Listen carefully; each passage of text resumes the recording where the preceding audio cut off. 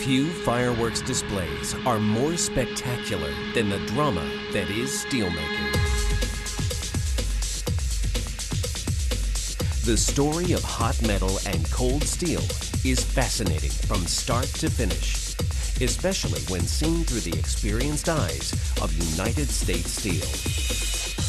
For our company, the story begins with a blast. As rock explodes and the raw materials of steel are tossed from the earth. The rock is taconite, and the prize inside is crude iron ore. We get at it by grinding the rock to powder and separating the ore with powerful magnets. Then we form and heat the ore into marble-sized pellets that will later be converted to iron. From bituminous coal, we create coke to fuel the iron-making furnaces. We crush the coal, seal it in airtight ovens, bake for 12 to 16 hours, and remove it from the oven as solid carbon fuel. The fuel and pellets come together in the blast furnace, where we add just enough limestone to remove impurities. From below, a continuous blast of superheated air combusts the coke, intensifying the heat and changing raw materials into molten iron. Sometimes more than 9,000 tons of it a day in our largest blast furnace, where it reaches a temperature of 2,700 degrees Fahrenheit. At regular intervals, we tap this blistering brew into giant submarine ladles that ride on rails to the basic oxygen shop, where iron will be turned into steel. In this fast-paced sequence, up to 250 tons of steel can be made to order in less than 45 minutes. We begin the steel-making process by dumping recycled steel scrap into the basic oxygen furnace and adding hot iron.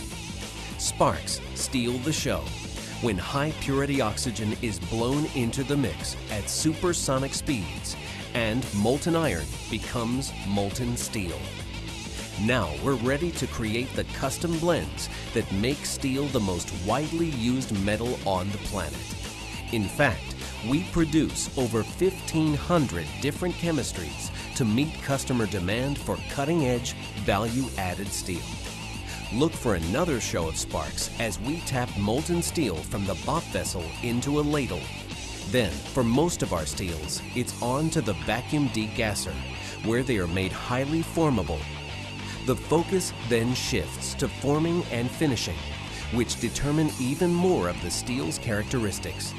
The first step in this sequence is to position the ladle above a massive tundish or funnel that feeds a continuous caster containing molds that shape the steel. The molten steel, now at 3,000 degrees Fahrenheit, is channeled from ladle to tundish to caster, where it cools to a red-hot solid. The shape of the mold determines the shape of the semi-finished products that come out of the caster. And since most U.S. steel plants make sheet products, most of our casters output slabs, typically 8 to 9 inches thick and 3 to 5 feet wide.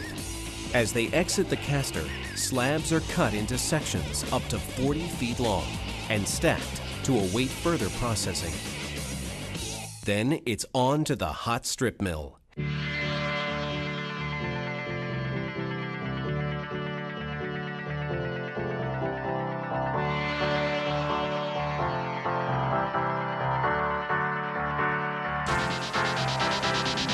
This is where we begin transforming steel slab into steel sheet. Slabs are reheated to 2,400 degrees Fahrenheit and descaled before running through a series of roughing stands that make them thinner and longer. Then they cycle through finishing stands where they are rolled even thinner. Finally, they are cooled and rolled into coils that may be thousands of feet long but only fractions of an inch thick. A far cry from the chunky rectangle that came out of the caster. And the entire process is untouched by human hands, controlled instead by operators using state-of-the-art automated equipment in pulpits that overlook the action. Next, we move to the pickle line, where coils move through an acid bath that cleans the surface. Some of the emerging coils are shipped directly to customers as hot band. Others are destined for applications that require special finishing, beginning with cold rolling to make them even thinner. At that point, coils may be shipped or go on to one or more additional finishing processes. Coating to make the steel resistant to corrosion. Tinning to further reduce the gauge and add the tin coat we commonly see on canned goods. Annealing to make steel that is easier to bend and form. And tempering that uses special rollers to add hardness and create surface textures and other special finishes. In fact, many of our products leave the finishing facilities as the industry's newest superstars. Lighter, stronger, highly engineered, formable steels that were unheard of just a few short years ago. No wonder the story of steelmaking stays so fresh, with innovations that guarantee something new to see in each showing, with product placements in our homes and high-rises, on our highways and in every other part of our daily lives, and with a cast of thousands who continue to improve and perfect every step of the steel-making process, from shaped pellet to shipped coil and beyond.